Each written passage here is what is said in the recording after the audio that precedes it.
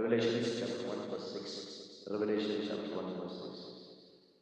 நம்மிடத்தில் அன்பு கூர்ந்து தமது இரத்தத்தினாலே நம்முடைய பாவங்களால நம்மை கழுவி நம்முடைய பிதாவாகிய தேவனுக்கு முன்பாக நம்மை ராஜாக்கள் ஆசாரியர்கள் மாற்றின அவருக்கு மகிமையும் வல்லமையும் என்றென்றைக்கும் உண்டாயிருப்பதாக. ஆமென். அல்லேலூயா. ஆமென். நம்மிடத்தில் அன்பு கூர்ந்து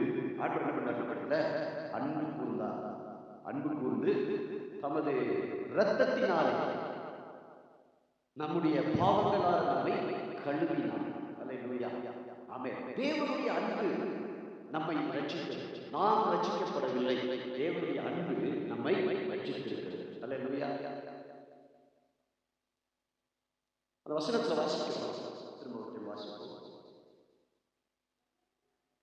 நம்மிடத்தில் அன்பு கூர்ந்து நம்மை கழுவி தேவனுக்கு முன்பாக நம்மை ராஜாக்களும் ஆசாரியர்களும் மாற்றின அவருக்கு மகிமையும் வல்லமையும் என்றென்றைக்கும் உண்டாயிருப்பதாக. அல்லேலூயா. தேவனுடைய அன்பு நம்மை எப்படி மாற்றுகிறது என்றால் தேவனை போல மாற்றுகிறது. அல்லேலூயா. இதுதான் தேவனுடைய உண்மையான அன்பு. அல்லேலூயா. மனுஷனுடைய அன்பு வேற. மனுஷனுடைய அன்பு சுயநலமானது. நம்மிடத்தில் ஏதாவது பெற்றுக்கொள்ள வேண்டும் அல்லது நம்மிடத்தில் ஏதாவது காரியமாக வேண்டும் என்று நினைத்தால் அவர் நம்மிடத்தில் அன்பு கூறுவார்கள். ஆனால் தேவனுடைய அன்பு சுயநலமற்ற அன்பு. அது எப்படிப்பட்ட அன்பு அப்படின்னா அவர் எல்லாரையும் தன்னை போல மாற வேண்டும் என்று அன்பு. அல்லேலூயா. எத்தனை பேருக்கு புரியுது? ஆமென். யோவான் 3ஆம் அதிகாரம் 16ஆம் வசனம். சீக்கிரமாக வாசிப்போம். யோவான் 3:16. John chapter 3 verse 16. எல்லாருக்கும் தெரிஞ்ச வசனம்.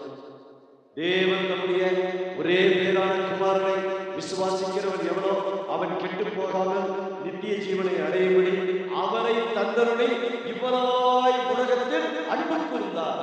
அல்லேலூயா. தேவனுடைய அன்பு கொடுக்கிறது. முதலாவது தேவனுடைய அன்பு நம்மை தம்மை போல மாற்றுகிற அன்பு. ஆண்டவர் எப்படி மாற்றுறாரு? அல்லேலூயா. ஆண்டவர்களை அவரை போல மாற்றுறார். எப்படி அவரை போல மாற்றுறார்? அவருடைய சுபாவங்கள், அவருடைய கிருபைகள், அவருடைய தயவு, அவருடைய இரக்கம், அவர் இருக்கிற இடத்துல நமக்கும் இடம், அவர் இருக்கிற இடத்துல நமக்கும் எல்லாம் அவரை போலவே எல்லாம் கொடுத்து விடுகிறார். தேவனுடைய அன்பு சுயநலமற்ற அன்பு. அல்லேலூயா. ஆமென். நம் மனுஷனுடைய அன்பு சுயநலமானது. ஏதாவது ரிசீவ் பண்ணிட்டே இருக்கு. மனுஷனுக்கு எப்போதுமே வந்து பாருங்க, ரிசீவ் பண்ணிட்டே இருக்கணும். ஏதாவது கிடைச்சிக்கிட்டே இருந்தா ஒரு சந்தோஷமா இருக்கும். அல்லேலூயா. நீங்க ஒரு 2 பேர் நண்பராக இருக்கிறீங்கன்னா, நீங்க டீ வாங்கி கொடுத்துட்டே இருந்தீங்கன்னா, அந்த சாப்பாடு வாங்கி கொடுத்துட்டே இருந்தீங்கன்னா, அல்லது நீங்க ஏதாவது செஞ்சுட்டே இருந்தீங்கன்னா உங்க கூட என்ன செய்வீங்க? இருப்பாங்க. என்னைக்கு அதை ஸ்டாப் பண்றீங்களோ அதோட அவங்க ஸ்டாப் ஆயிடுவாங்க. இது மனுஷனுடைய அன்பு. அல்லேலூயா. பாஸ்டர் எப்பொழுதுமே உங்களை அன்பா பரிவா கவனிச்சுட்டே இருந்தா பாஸ்டர் பின்னாடி இருக்கீங்க. என்னைக்கு பாஸ்டர்ல கடிப்பு கொண்டாரோ அன்னையோட அந்த பாஸ்டர் பின்னாடி போறதை ஸ்டாப் பண்ணிடுங்க. மனுஷன் நம்ம குறை சொல்லிட்டே இருக்கோம். அவ்வளவுதான். அல்லேலூயா. ஆமென். ஆனா தேவன் அப்படிப்பட்டவர் அல்ல. தேவனுடைய அன்பு கொடுக்கிற அன்பு. அல்லேலூயா. என்ன கொடுக்கிறார் அப்படின்னு பார்த்தா தன்னையே கொடுக்கிறார். இதுதான் தேவனுடைய அன்பு. யோவான் 3:16 வசனம். அல்லேலூயா. தேவன் நம்முடைய ஒரே பேராளர். தேவனுக்கு 10 குமாரர்கள் இருந்து ஒரு குமாரனை அவர் கொடுக்கவில்லை. தேவன் நம்முடைய ஒரே பேராளர் குமாரனை நமக்காக சிலுவையில் கொடுத்தார். அல்லேலூயா. இதுதான் தேவனுடைய தெய்வீக அன்பு. It's a divine love. இது பேர் அகாப்பே லவ். இந்த அன்புக்கு அகலம், ஆழம், நீளம், உயரம் இதை கண்டுபிடிக்கவே முடியாது. ஏன் ஆண்டவர் இதை செய்தார்னா நமக்கு சொல்லவே முடியாது. காரணம் என்ன? அவருடைய சுபாவமே அன்பு. அவரே அன்பாக இருக்கிறார். வசனத்துல வாசிக்கிறோம். யோவான் 1ஆம் அதிகாரத்தில் தேவன் இருக்கிறாரு, அன்பாகவே இருக்கிறார். நிறைய பேர் லவ், காட் இஸ் லவ் அப்படின்னு போட்டிருப்பாங்க. நல்லது. ஆனா லவ் இஸ் லவ். அன்பு தெய்வீகமானதுன்னு சொல்லுவாங்க. கிடையாது. தேவன் அன்பாக இருக்கிறார். அல்லேலூயா. தேவன் எப்படி இருக்கிறார்? அன்பாக இருக்கிறார். இந்த அன்பை நீங்கள் மனிதர்களிடத்தில் எதிர்பார்க்கும் பொழுது நீங்க ஃபெயிலியர் ஆகிறீங்க. மனுஷனிடத்தில் இந்த அன்பை நீங்க நினைச்சுக்கூடாது. எதிர்பார்க்கவே கூடாது. கணவன் மனைவி இடத்துல எப்போதுமே கணவன் மனைவி உணர்வுல இது ரொம்ப எதிர்பார்ப்பார். கணவன் எனக்கு இப்படியெல்லாம் பார்ப்பார், இப்படியெல்லாம் செய்வார். மனைவி கணவன் நினைப்பார், என் மனைவி இப்படியெல்லாம் இருக்கணும், அப்படியெல்லாம் இருக்கணும்னு நினைப்பாங்க. கடைசியில் திருமண வாழ்க்கையில இதெல்லாம் நடக்காத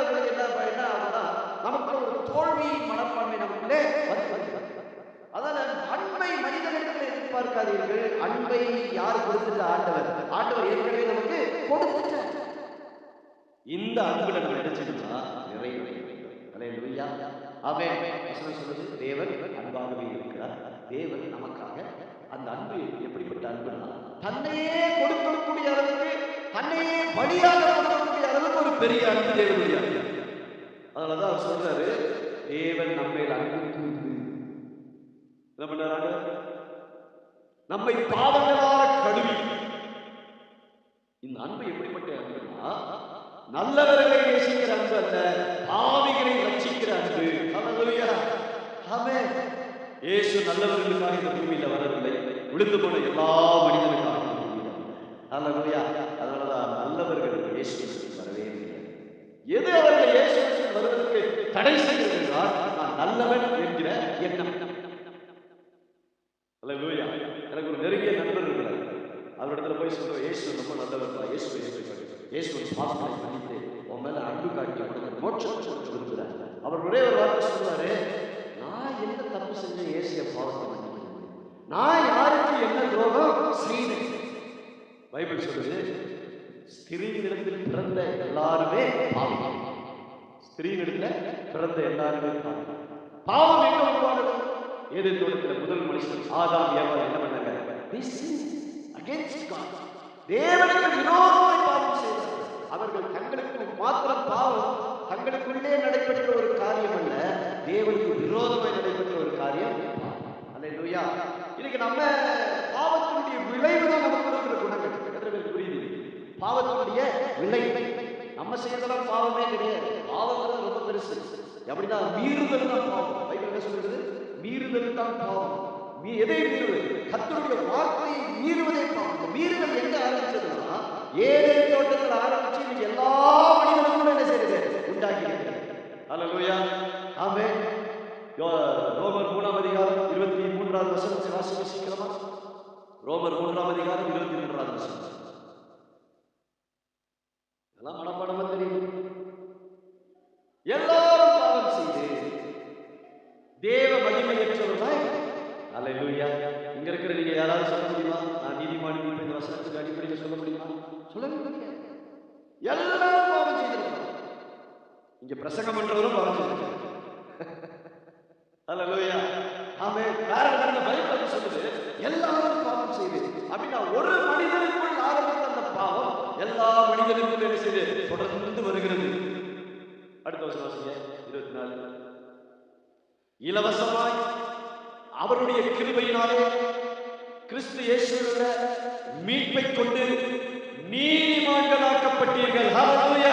இப்ப யாருக்கு நீதிமான் என்கிற பட்டம் அப்படின்னா, இது இலவசமாய் நமக்கு கிடைக்கிற ஒரு காரியம். ஹல்லேலூயா. இதற்கு நான் நான் செய்த நல்லதுனால இல்ல. ஒன்றை புரிந்து கொள்ளுங்க, நீங்க செய்தா இதை எத்தனை பேரால் ஏற்றுக்கொள்ள முடியும் தெரியல. எல்லாரும் ஏற்றுக்கொண்டுதான் ஆகணும். ஏன்னா இது சத்தியம். நான் பாவம் செஞ்சதுனால நான் பாவி கிடையாது. ஹலோ, எத்தனை பேருக்கு புரியுது? என்ன பாஸ்டர் இப்படி சொல்லி எல்லாரும் பாவம் செய்து தேவ மகிமையற்றவர்களாகிவிட்டார். அல்லேலூயா. நான் பாவம் செஞ்சதுனால நான் பாவி கிடையாது. ஆமென். நீங்க எத்தனை பேருக்கு புரியுது வசனம்? புரியுதா புரியலையா? புரியலையா? எல்லாரும் பாவம் செய்யும் அப்படின்னா, நான் பொய் பேசுறதுனால நான் பாவி கிடையாது. நான் ஏதோ திருடுறதுனால நான் பாவி கிடையாது. நான் ஏதோ விபச்சாரம் பண்றதுனால பாவி கிடையாது. இதெல்லாம் பாவத்தினால் எனக்கு வந்த விளை குணங்கள். அல்லேலூயா. அப்போ நான் பாவத்தை விடணும்னா, ஒரு பொய் பேசுறதை விடணும்னா, என்னால பொய் பேசுறதை விட முடியாது. எனக்குள்ள குடிக்கிற எண்ணத்தை விடணும்னா என்னால விட முடியாது. ஏன்னா இது எனக்குள்ள பில்ட் ஆகும், உள்ள இருக்குது. இதை நான் ஏதோ நீதிமானா இருக்கிறதுனால என்னால என்ன செய்ய முடியாது? செய்ய you cannot become a self-righteous person. முடியாது, வாய்ப்பே கிடையாது. காரணம் என்னன்னா, இது எனக்கு நான் ஏதோ கற்றுக்கொண்ட ஒரு காரியம் தான். நான் கற்றுக்கொண்ட காரியம் அல்ல, இது எனக்குள்ள இருக்கிற காரியம். அல்லேலூயா. அதனாலதான் பைபிள் சொல்லுது, எல்லாரும் பாவம் செய்து தேவ மகிமையற்றவர்கள். நிறைய பேர் சொல்றாங்க பாவத்தை கிடையாது. அல்லேலூயா ஆமென். ஏற்கனவே பாவ மன்னிப்பை நிச்சயத்தை தேவன் சிலுவையில் நமக்கு கொடுத்து விட்டது. இப்ப என்ன செய்யணும்னா, இலவசமாய் கிருபையினால் அவருடைய மீட்பை கொண்டு நீங்கள் நீதிமான்கள் ஆக்கப்பட்டீர்கள் என்று நீங்கள் விசுவாசிக்க முடியுமா? உங்களுக்குள்ள இருக்கிற அந்த பாவ சுபாவம் வெளியே போய் தேவ சுபாவம் உங்களுக்குள்ள வரும். அல்லேலூயா. நான் நீதிமானாக முயற்சி பண்ணி முடியவே முடியாது. என்னுடைய உபவாசத்தினாலேயோ, என்னுடைய ஜபத்தினாலேயோ, நான் பைபிள் படிக்கிறதுனாலேயோ, நான் சர்ச்சுக்கு வந்தாலும் முடியாது. எதுக்கு பிரதர் இதெல்லாம் உங்களை புரிய வைக்கிறது தான் இந்த சபை. இதெல்லாம் உங்களுக்கு சொல்லிக் கொடுக்கிறது தான் வசனம். நம்ம ஆண்டவர் எழுதி வச்சிருக்கார் கையில. அல்லேலூயா. இப்ப புரிஞ்சதா? நான் செஞ்ச கிரியினால் நான் பாவியாகவில்லை, நான் பாவியாகவே எனக்கு பிறகு. ஆமென். எத்தனை பேர் புரியுது? அதனாலதான் கிறிஸ்தவ குடும்பத்தை பிறந்துட்டதுனால நம்ம ரட்சிக்கப்பட்ட முடியாது. எங்க அப்பா ஃபாதர், எங்க அப்பா பாஸ்டர், எங்க அப்பா பிஷப், எங்க தாத்தா பிஷப், இதனால நான் பிரச்சனைக்குள்ள போக முடியாது.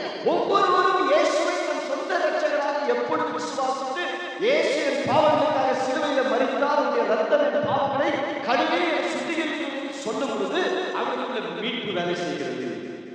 எத்தனை பேர் புரியுது? இதனாலதான் இதுதான் தேவனுடைய ஆமென். பிசாசுடைய திட்டம் என்ன? ஆதாம் ஏவாள் மூலமா தேவனுடைய திட்டம் என்ன தெரியுமா? ஆதாம் மூலமாய், ஆதாம் ஏவாள் மூலமாய் தெய்வீக சந்ததியை இந்த பூமி முழுவதும் நிரப்புகிறது தேவனுடைய திட்டம். எல்லாம் சொல்லுங்க. தெய்வீக திட்டம் என்ன? ஆதாம் ஏவாள் மூலமா ஒரு தெய்வீக சந்ததி, தேவனை போல இருக்கிற ஒரு சந்ததியை இந்த பூமி முழுவதும் நிரப்ப வேண்டும் என்பது தேவனுடைய திட்டம். இந்த திட்டத்தை யார் அறிந்து கொள்கிறார்? பிசாசு. யார் மூலமா அறிந்து கொள்கிறார்? ஏவாள். அதனால பொங்கலைக்கு ரொம்ப பேசுகிறேன். தெரியாதவர்கள் பேசுறீங்கன்னா வந்து அல்லேலூயா. காலையில எங்களுக்கு வடிவாதிகள் பரவாயில்ல. தெரியாதவர்கள் பேசுவோம். எல்லாத்தையும் உடனே கொட்டிட்டே. ஆனா ஒரு ஜென்ஸ்ட போய் பேசுறீங்கன்னா ரொம்ப விஷயத்தான் என்ன செய்ய மாட்டாங்க, பேசவே மாட்டாங்க. எல்லாத்தையும் சொல்லிடுவோம். வீட்டில் நடக்கிறது, வெளியில் நடக்கிறது, வாழ்க்கை நடக்கிறது, புருஷ வாழ்க்கை நடக்கிறது, எல்லாத்தையும் ஓவரா கொட்டி வந்துடுவாங்க. இந்த பிசாசு தந்திரமா வந்து என்ன செஞ்சிருவான்? எல்லாத்தையும் பிசாசு என்ன செய்யறான்? ஏவாள் படகு என்ன செய்யறான்? வாங்க என்ன பண்ணுங்க? வாங்க. அல்லேலூயா. இன்னைக்கு நிறைய பேர் வாட்ஸ்அப்ல வாங்க போறாங்க, இன்ஸ்டாகிராம்ல. கடந்த நாட்களில் கேட்ட செய்திகள்லாம் ரொம்ப ஆச்சரியமா இருக்கு. கட்ட கடவுளை விட்டுட்டு எவனோ வாட்ஸ்அப்ல சொன்னாலும் ஓடி போயிருக்காங்க. ஆமா, நீங்க சிரிக்கிறீங்க. உலகத்தில் நடக்கிறாங்க. இன்ஸ்டாகிராம்ல கடந்துட்டே இருக்கிறாங்க, ஓடி போயிருக்காங்க. இன்ஸ்டாகிராம் காதல ஓடி போயிருக்காங்க. எப்படிதான் இது ஆச்சரியமா இருக்கு. நேர்ல பார்க்கல, தொடுல, பேசல, அவனை பத்தி யாரும் தெரியாது. அவன் கருப்பா சிவப்பா, அவன் போட்டுள்ள போட்டோ உண்மையா ஒண்ணுமே தெரியாது. ஆனா எது அவங்களை கவர்ந்து விடுறதுன்னா வார்த்தை.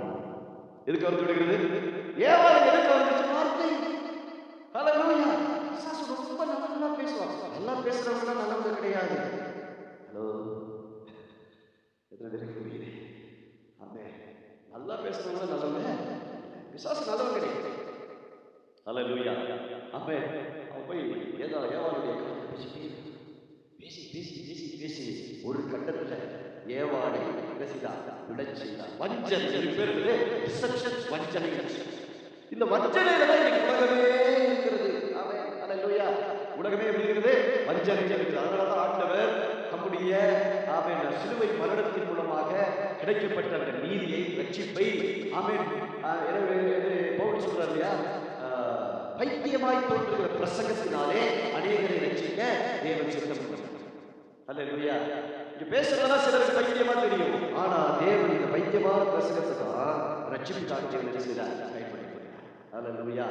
ஆமென். நிறைய பேர் சர்ச்சுக்கு வந்து அறிவு வளர ஞானம், வசனத்தை கேட்கும் உங்களுக்கு என்ன வரும்? ஞானம் வரும். என்ன ஞானம்? தெய்வீக ஞானம், தேவனை அறியக்கூடிய அறிவு, விசுவாசம், தேவனுடைய மீட்பு, தேவனுடைய ரட்சிப்பு, தேவனுடைய ரட்சிப்பு திட்டம், இதெல்லாம் நம்ம வெளிப்படும். எத்தனை பேர் புரியுது? அல்லேலூயா. அப்ப நீங்க ஏதோ பாவம் செஞ்சதுனால நீங்க பாவிகள் அல்ல. பாவம் பிறந்ததே பாவிகள். எத்தனை பேர் புரியுது? அதனாலதான் நம்முடைய எண்ணம் எப்போதுமே எவ்வளோ பரிசுத்தமா நம்ம வாழ நினைச்சாலும் நம்முடைய எண்ணங்கள் என்ன பண்ணுது? பாவ சிந்தனைக்குள்ள கடந்து. அதனாலதான் பவுல் ரோமர்கள் நிறுவனத்துல 12ஆம் அதிகாரம் 1-2 வசனங்களை சீக்கிரமாக வாசிப்போம். இந்த மீட்பை பத்தி பேசினா என்னால நிறுத்தவே முடியாது. 5-6 மணி நேரம் பிரசங்கம் பண்ணணும் நான் மீட்பை பத்தி. நான் பேசுறேன். இப்படி இருக்க சகோதரரே, நீங்கள் உங்கள் சரீரங்களை பரிசுத்தமும் தேவனுக்கு பிரியமுமான ஜீவ பலியாக ஒப்புக் கொடுக்க வேண்டும் என்று தேவனுடைய இரக்கங்களை முன்னிட்டு உங்களை வேண்டிக் கொள்ளுகிறேன். இதுவே நீங்கள் செய்யத்தக்க புத்தி உள்ள ஆராதனை. நீங்கள் இந்த பிரபஞ்சத்திற்கு ஒத்த வேஷம் தெரியாமல் தேவனுடைய நன்மையும் பிரியமும் பரிபூர்ண சித்தமும் இன்னதென்று பகுத்து அறியத்தக்கதாக உங்கள் மனம் புதிதாகிறதுனாலே மறுரூபமாக ஆண்டவர் என்ன பண்ணிருக்கிறாரு? மறுரூபமாக சபைக்கு சொல்ற காரியம் தெரியுமா? வார வாரம் ஆறுதல் கண்ணீர் அப்படிங்க, வார வார கண்ணீர் துடைப்பார். அது தினகரன் ஐயாவுடைய அழைப்பு.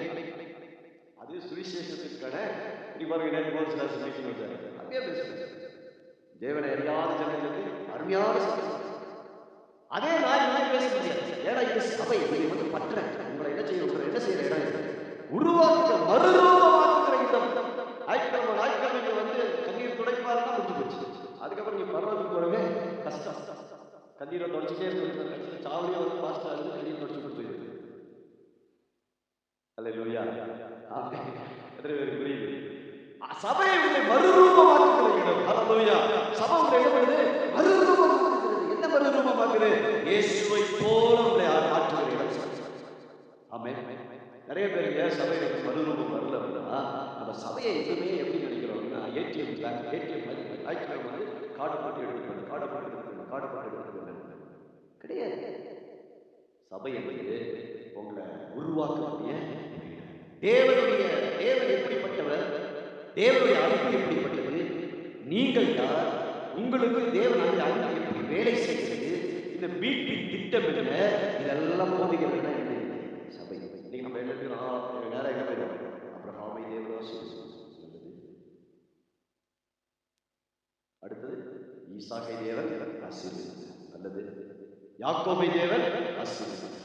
அடுத்தது ரெபெக்காளை தேவன் ஆசீர்வதித்தார். அடுத்தது சாராளை தேவன் வருஷம் பூரா இப்படியே பிரசங்கம் பண்ணா என்ன? அல்லேலூயா. ஆமென். எத்தனை பேர் புதிய ஏற்பாட்டு சத்தியம் தெரியுமா? தேவன் நம்ம எப்படி நீதிமானாய் மாற்றி இருக்கிறார், தேவன் நமக்குள்ள எப்படி வாசம் செய்கிறார், தேவனை போல நம்ம எப்படி மாற வேண்டும் என்பதை தான் தேவன் நமக்கு செய்கிறார். புதிய ஏற்பாட்டு சத்தியம் நமக்கு சொல்கிறார். அல்லேலூயா. ஆமென். எத்தனை பேருக்கு புரியுது? ஃபர்ஸ்ட் கண் திறக்குது அப்படின்னு சொல்றவங்க கை தூக்கணும், இல்ல கண்ணு கட்டுதுன்னு சொல்றவங்க சபையில தூக்கிட்டு ஒன்று சொல்றது. ஏன்னா வாழ்க்கை பூரா கஷ்டப்படுறான், சபையிலேயே தூக்கிட்டு போட்டு எங்க சபையில டேய் அவங்களால தண்ணி அடிக்க அவனை எழுப்பி விடுறாங்க. நான் சொன்னேன் யாரையா? அப்புறம் நான் கட்டுப்பட்டேன், யாரையும் எழுப்ப கூடாது. அல்லேலூயா. தூங்குகிறவங்க கொஞ்சம் நிம்மதியா தூங்கட்டும்.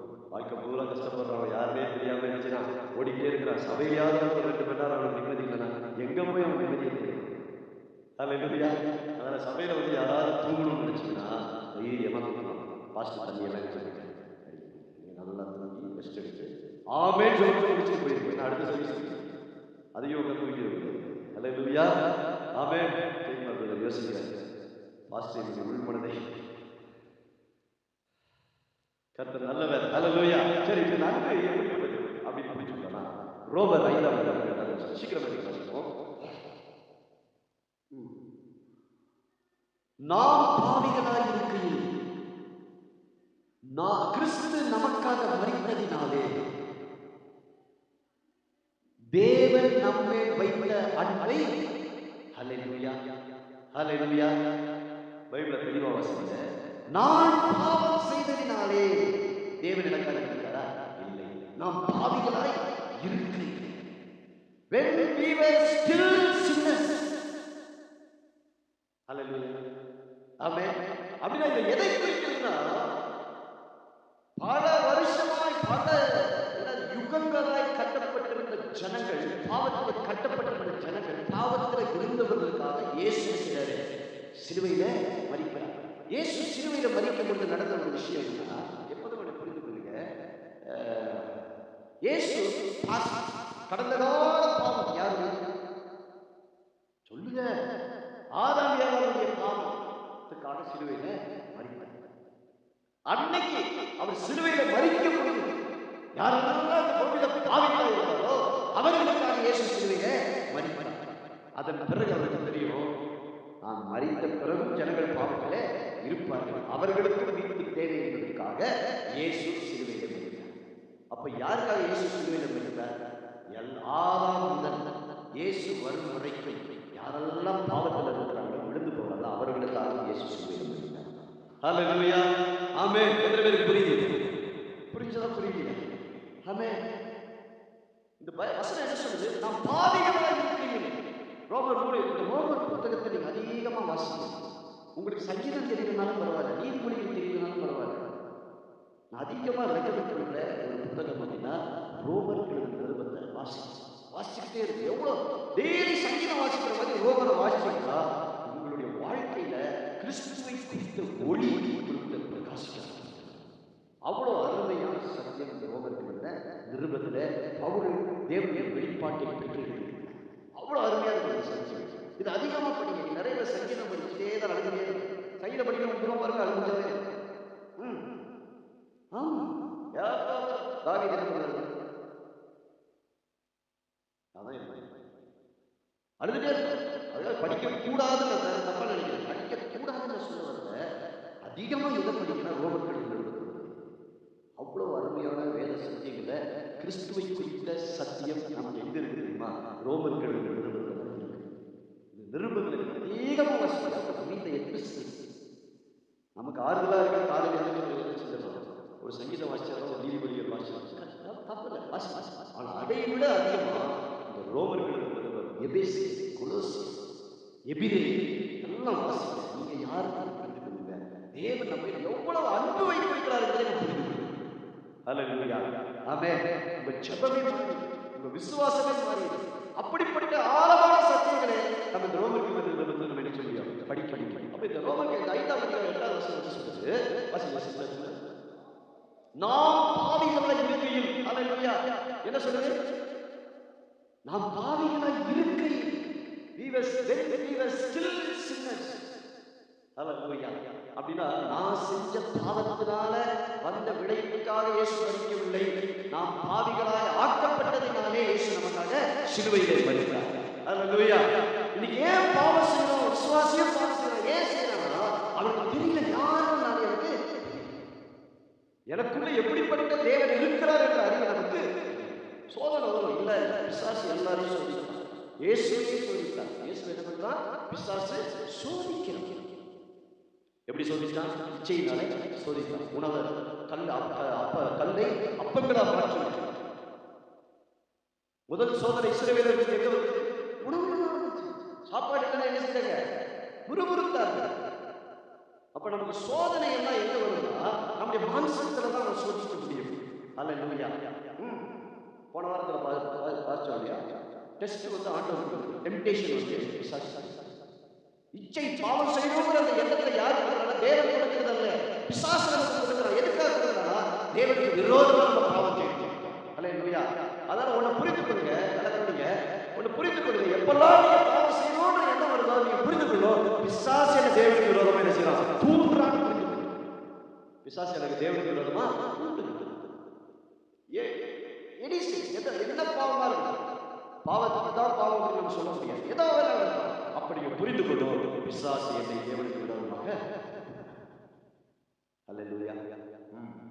ஏவாளை பிசாசு தேவனுக்கு விரோதமா தூண்டி விட்டு அவங்க விழுந்து போனது யாரு? ஏவாளும் ஆதாமும் விழுந்து போனார்கள். அதன் பிறகு அவர்களுக்குள்ள இருந்த எல்லா சந்ததியும் என்ன சந்ததியா மாறிடுச்சு? பாவத்தின் சந்ததியா மாறிடுச்சு. அதனாலதான் இயேசு இந்த பூமியில வந்து தன்னையே வழியாக ஒப்புக் கொடுத்தார். அல்லேலூயா. இதை சும்மா செய்ய முடியாது, அன்பு நிலையில செய்யவே. அதனாலதான் வசனத்தை வாசிக்கிற ரோமர் 5:8 நாம் பாவிகளாகிய கிறிஸ்து நமக்காக மரித்ததினாலே தேவன் நம்மேல் வைத்த அன்பை எப்படி விளக்கப்பட்டார்? ஆண்டவர் நமக்காக தன்னையே ஜீவன் வழியாய் சிலுவையில் ஒப்புக் கொடுத்ததினாலே. அல்லேலூயா. பிசாசுகளுக்காக ஒன்றுமே செய்யுங்க, அவங்களை தூக்கி விட்டுதான் வர்றாங்க. ஆனா தேவன் நமக்காக சிலுவையில் தன்னையே வழியாக. அதாவது தேவன் நம்ம மேல் வைத்த அன்பின் என் மீது அன்பு பலியாகி எனக்காக பலியாகி. அதான் தேவனுடைய அடுத்த யோவான் 4 சீக்கிரமா எடுப்போம். 1 யோவான் 4 நாம் தேவனிடத்தில் அன்பு கூர்ந்ததினால் அல்ல. வசனம் என்ன சொல்லுது? 1 John 4:10. நாம் தேவனிடத்தில் அன்பு கூர்ந்ததினால் அல்ல. நான் ஏதோ சுவிசேஷம் கேட்டு இயேசுவிடத்தில் அன்பு கூர்ந்ததினால் அல்ல. அவர் நம்மிடத்தில் அன்பு கூர்ந்து நம்முடைய பாவங்களை நிவர்த்தி செய்த கிருபாதார வழியாக தம்முடைய குமாரனை அனுப்பினதினாலே அன்பு உண்டாயிருக்கிறது. ஹல்லேலூயா, ஆமென். மனிதர்கள் அன்பு மாறும், தேவனுடைய அன்பு மாறும். ஏன் மாறும்? நல்லா புரிஞ்சுக்கங்க. அவர் சொல்றாரு, வசனத்தை வாசிக்க விரும்பும் முறை, நாம் தேவனிடத்தில் அன்பு கூர்ந்ததினால் அல்ல. நீங்க ஏதோ ரட்சிக்கப்பட்டதுனால, நீங்க ஏதோ ஞானஸ்நானம் எடுத்ததுனால, நீங்க ஏதோ இங்க சர்ச்சில் உட்கார்றதுனால இயேசு உங்களை நேசிக்கவில்லை. ஹலோ, சில பேருக்கு புரியுது? கீழே வாசிக்க. அவர் நம்மிடத்தில் அன்பு கூர்ந்ததினால் நம்முடைய பாவங்களை நிவர்த்தி செய்கிற கிருபாதார வழியாக தம்முடைய குமாரனை அனுப்பினதினாலே அன்பு உண்டாயிருக்கிறது. அல்லேலூயா, அல்லேலூயா. அன்பு எப்படி உண்டாயிருக்கிறது? சிலுவை தான் அன்பின் சின்னம். இந்த சிலுவை கொடூர சின்னம் அப்படின்னா, கொடூரமான பாவத்தை செய்கிறவங்க அந்த சிலுவையில் இருக்காங்க. கொடூரமான பாவங்களை செய்யணும்.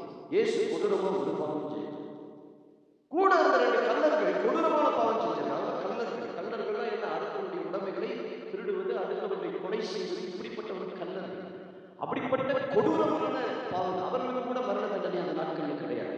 ட்ரீசன் அப்படின்வாங்க. அப்படின்னா ராஜாவுக்கு விரோதமாக, தேசத்துக்கு விரோதமாக குற்றம் செய்கிறவர்களை தான் அப்படி கொலை செய்வாங்க. அன்னைக்கு வேணுமே 2 கல்லறை கொண்டு போய் இயேசு கல்லர் மத்தியிலே தொங்கினார் என்ற வசனம் நிறைவேறுவதற்காக அன்னைக்கு 2 கல்லர் வேலை செய்ய வேண்டும் என்று அடிக்கப்பட்டார்கள்.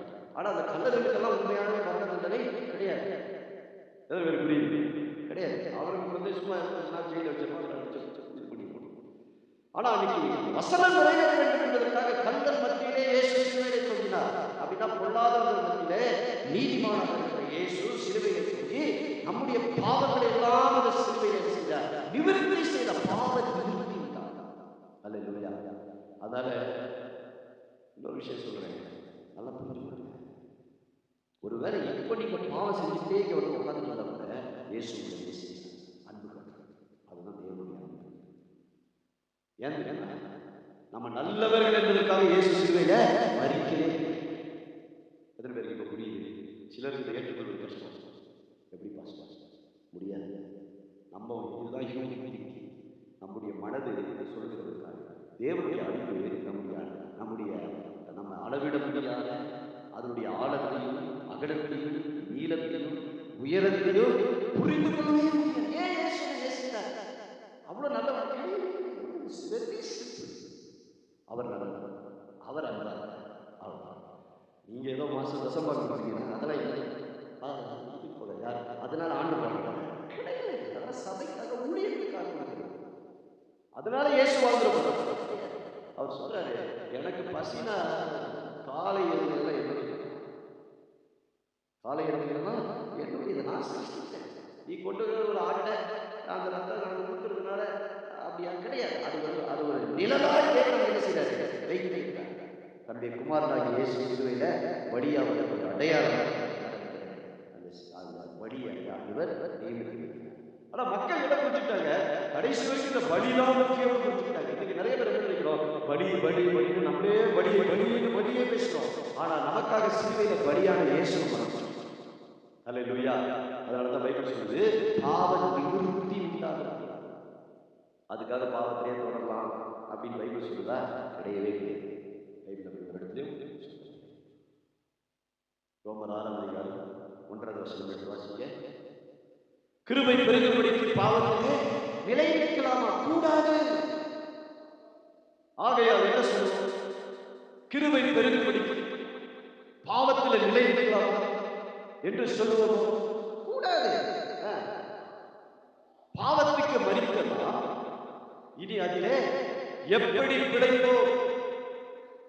கிறிஸ்து இயேசுவுக்குள்ளாக ஞானஸ்நானம் பெற்ற நாம் அனைவரும் அவருடைய மரணத்திற்குள்ளாக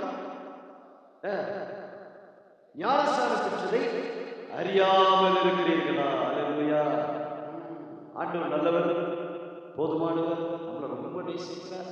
நீ பாவம் செஞ்சாலும் நேசிக்கிறார். அதனால நான் பாவம் செஞ்சுட்டே இருக்கேன். Grace is not the license to sin.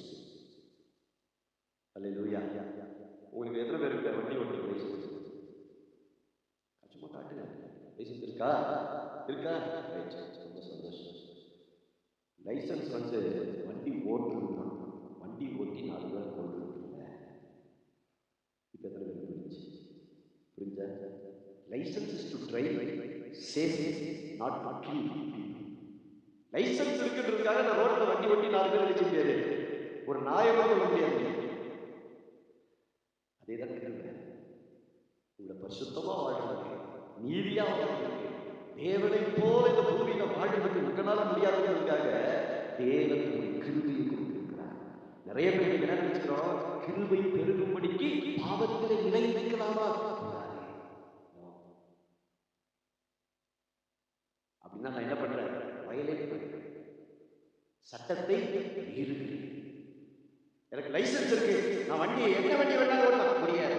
அந்தந்த வண்டி ஓட்டுறதுக்கு 2 வீலர் ஓட்டுறதுக்கு, 4 வீலர் ஓட்டுறதுக்கு தனி லைசன்ஸ் இருக்கு, ஹெவி வெஹிக்கிள் ஓட்டுறதுக்கு தனி லைசன்ஸ் இருக்கு, ஃப்ளைட் ஓட்டுறதுக்கு பைலட் லைசன்ஸ்.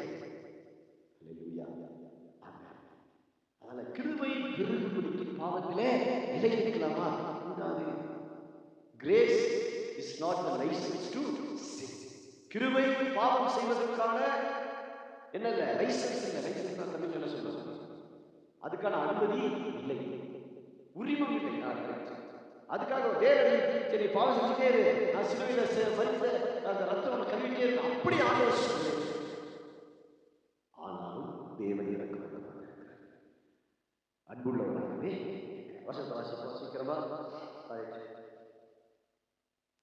இப்போ அடுத்தது அந்த ரெவலேஷன் 1:6 இப்ப எத்தனை பேருக்கு இந்த அனுபவம் பற்றி புரிந்தது? மீட்பு எத்தனை பேருக்கு புரிஞ்சது? ஹல்லேலூயா. கிருபை, மீட்பு, அன்பு இதெல்லாம் எதுக்காகனா, ஆதாம் கொண்டு வந்த அந்த வீழ்ச்சியிலிருந்து தேவன் நம்மை தூக்கி எடுத்து அவரை போல மாற்றுவதற்காக, நம்மை நீதிமானாய் மாற்றுவதற்காக இயேசு சிலுவையில் செய்த தியாகம். ஹல்லேலூயா. ஆமென். இது அன்பை புரிஞ்சுக்கிட்டா நான் பாவம் செய்வேன். பாவம் செய்யாம எப்படி முடியும்? 100% ஒருத்தர் கேட்கும்போது, எப்படி ஒரு மனுஷன் தவறு செய்யாம முடியும்? எப்படி முடியும்? கிருபை. அதுதான் கிருபை. அதுக்கு பேர் தான் என்னது? அதுக்கு பேர் தான் கிருபை. நிறைய பேர் ஒரு விஷயத்துல போராடி கொண்டிருக்கிறாங்க இந்த உலகத்துல. அப்படின்னா பாவத்தை செய்யாம இருக்க முடியும். என்னடா முயற்சி பண்ணி பார்க்கலாம், சுய முயற்சியில முடியவே முடியாது. கிருபையை சார்ந்து, கிரேஸை சார்ந்து, கிருபையிலான மீட்கப்பட்ட அந்த படியுடைய மேன்மையை அறிந்து இயேசு எனக்காக சிலுவையில பலியானார் என்பதை உணருங்கள். அவருடைய ரத்தம் என்னை நீதிமானாய் மாற்றி இருக்கிறது என்பதை அறிந்து கொள்ளுங்கள். இதை புரிஞ்சுக்கிட்டோம்னா நமக்கு என்ன? அல்லேலூயா. போராட்டம் ஏன் போராட்டம்? நான் வாழ்வதில்லை, இயேசு வாழ்கிறார். அல்லேலூயா. எல்லாம் சொல்லுங்க, நான் வாழ்வாய், நான் அல்ல, எனக்குள் இயேசு வாழ்கிறார். அல்லேலூயா. என்னால இயேசு என்னில் வாழ்கிறார். இயேசு வாழ்கிறார். கொஞ்ச நாள் வயசு கொஞ்சம் சாது சுந்தர் இயேசு 16 வயசுல 40 வயசுல இயேசுக்காக ஓடி உழைத்த 16 வயசுல உலகத்தின் ஆசையெல்லாம் தொடர்ந்து இயேசு எனக்கு போதுங்கிற அன்பு அவரை நிரப்பினதுனால இன்னைக்கு 60 வயசு 70 வயசு ஆயிடுச்சு. ஆசை சினிமா பாட்டு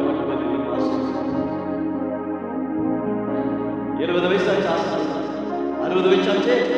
ஆசை எப்பவுமே போகிறது. உடம்புல உயிர் இருக்கிறவருக்கு கேவலமான ஆசை இருக்கு. ஹலோ, நீங்க நினைக்காதீங்க ஐயாவுக்கு வயசு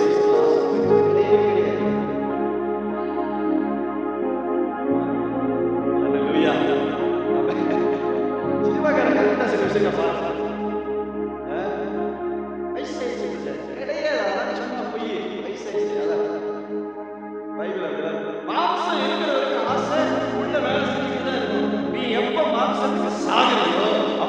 நமக்குள்ள இருக்கிற ஆவியான உயிரிழந்து சொல்வார், என் ஆத்மா சரீரம் என் ஆண்டவர்க்கே சொந்தம், இனி வாழ்வது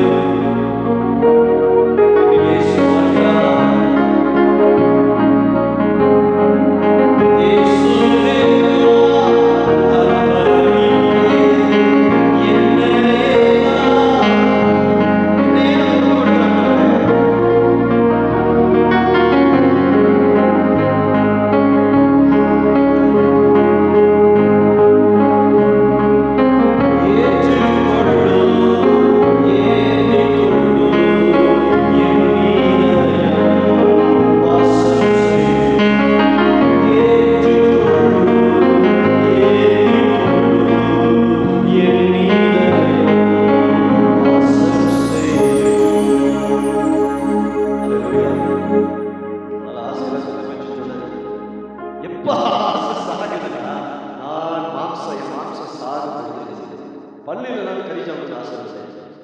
பல்லு போயிடுச்சு, கறி வேண்டாம், சும்மாவாது மென்று திட்டிடுறா. கைமா கைமா பல்லு இல்லாதவனுக்கு கைமா, பல்லு இருக்கிறவனுக்கு எதிர்ப்பு. ஆசை யாரும் ஆசை அப்படியெல்லாம் கிடையாது. நான் ரொம்ப அப்படியே வயிற்றா போட்டு வெள்ளை தாடியெல்லாம் வீசெல்லாம் எடுத்து ஆசை போயிட்டு கிடையவே கிடையாது. அதெல்லாம் மாயை, நம்மளா உருவாக்கிக்கிற ஒரு மாயை. மாயையை சிரிக்காதீங்க, வசனத்துல வாங்க.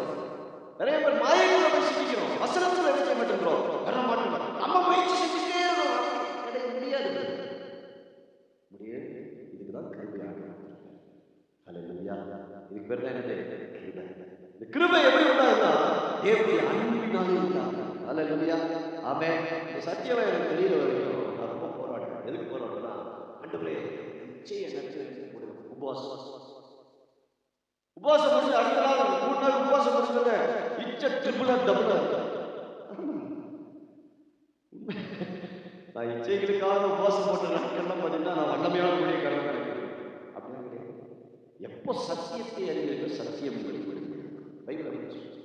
குமாரன் விடுதலையாக ஒன்னு புரிந்து கொள்ளுங்க. ஏன் பலத்தினால இந்த கிறிஸ்துவ ஜீவியத்தை ஆளவே முடியும். அதுக்காக தான் அவருடைய பலத்தை நமக்கு தேவன் கொடுத்திருக்கிறார். இயேசு எனக்குள்ள வாழ்கிறார். இயேசு என் பாவம் எனக்காக சிலுவையிலே மரித்தார். இனி நான் பாவி அல்ல, இனி நீங்கள் பாவிகள் அல்ல. யாரு? தேவனுடைய பிள்ளைகள். வசனம் எல்லாம் தெரியும், ஆனா ஏன்னா என்ன சொல்லுது நமக்கு தெரியும். யோவான் 1:12 தேவன் அன்றியும் அவருடைய நாமத்தின் மேல் விசுவாசம் உள்ளவர்களாய் அவரை ஏற்றுக்கொண்டவர்கள் எத்தனை பேர்களோ அத்தனை பேரும் அவருடைய பிள்ளைகளாகும்படியான அதிகாரம். என்ன அதிகாரம்? Sons and daughters. இன்னைக்கு நம்ம யாரு? நம்மள யாரு? இயேசுவின் பிள்ளைகள், பிதாவுடைய பிள்ளைகள். இயேசுவுக்கு என்ன உரிமையை பரலோகத்தில் தேவன் கொடுத்திருக்கிறாரோ அதே உரிமையை அதே இடத்துல தேவன் நமக்கு கொடுத்து விட்டார். எப்படி கொடுத்தார்னா நம்முடைய குமாரனாகிய இயேசுவுடைய ரத்தத்தின் வழியினாலே, அவர் நம்ம மேல் வைத்த அன்பினாலே இது நமக்கு உண்டாகி. ஹல்லேலூயா. அவரோடு கூட உன்னதங்களில் நம்மளை, இது பெரிய சப்ஜெக்ட், பல வருஷம் அப்பதான் நம்ம. ஹல்லேலூயா. ஆமென். மீட்பை பற்றி பேசணும்னா எனக்கு ரொம்ப ஆசை. தேவனுடைய மீட்பு, தேவனுடைய ஆண்டு, தேவனுடைய கிருபை, இதை பற்றி பேசணும். பல நாட்கள் பேசணும், பல வருடங்கள் பேசணும். அப்படிப்பட்ட ஒரு ஆழமான தேவனுடைய ஆண்டு. ஹல்லேலூயா. இதை நீங்கள் நம்ம பேசுறதே கிடையாது. ஆமென். வந்தா ஜனங்களை கையை தட்டி வச்சு கொஞ்சம் குதிக்க வச்சு கொஞ்சம் அப்படியே ஆளுநர் கண்ணீர்லாம் தொடச்சு அனுப்பிச்சு திரும்ப அதை அடுத்த. ஹல்லேலூயா. எத்தனை பேர் புரியுது? அதுக்கல்ல தேவன் யாராக நீ நீதிமான்கள் பயிற்சி. ஆமென். ரோமன்ஸ் 3:24 என்ன வாசிச்சோம்? 3:24. ரோமர் 3:24. சீக்கிரம் எடுங்க. இன்னும் 10 நிமிஷம் தான் நமக்கு டைம் இருக்கு. நிறைய பேசுறது. இலவசமாக அவருடைய கிருபை கிறிஸ்து இயேசுவில் உள்ள மீட்பை கொண்டு நீதிமான்களாக. சிஸ்டர் நீங்க யாரு? எப்படி நீதிமான சர்ச்சுக்கு வந்துருக்கா? யார சங்க யார்? இயேசு அன்பு. இதை புரிஞ்சுக்கணும். இதுதான் இன்னைக்கு ஒரு விஷயம் புரிஞ்சுக்கணும். நீங்க புரிஞ்சுக்கணும். இலவசமான நீதிமான எப்படி அவருடைய கிருபை, அவருடைய அன்பு, அவருடைய மீட்பு. இதுதான் மீட்பின் திட்டம். சபையுடைய திட்டமே நம்மள அதனால தான் ஆண்டவர் வைத்திருக்கிறார். சரி, வாசி அடுத்தது. அவருடைய ரத்தத்தை பற்றி படிச்சிருக்கோம். வாசிங்க இப்போ.